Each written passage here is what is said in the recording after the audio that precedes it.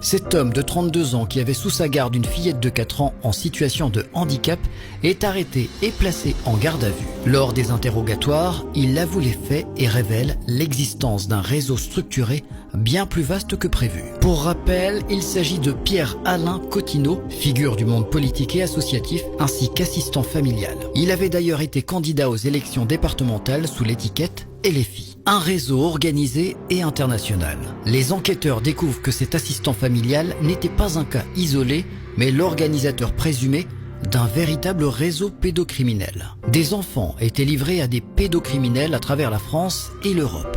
Les abus étaient filmés et diffusés sur le Darknet. Des rendez-vous étaient organisés via des plateformes cryptées. En février 2025, 5 suspects supplémentaires sont arrêtés, dont un en Belgique, déjà condamné pour homicide et viol sur mineur. Des victimes d'une extrême vulnérabilité. 4 victimes ont déjà été identifiées. Elles sont toutes âgées de moins de 5 ans et ont subi des actes de torture et de barbarie d'une violence inouïe. Mais l'enquête n'est pas terminée et les autorités craignent que d'autres enfants soient concernés. Alors que la majorité des suspects contestent les faits, les preuves retrouvées sur le Darknet et les témoignages des enquêteurs confirment l'existence de ce réseau inédit. L'enquête se poursuit pour identifier d'autres victimes et complices.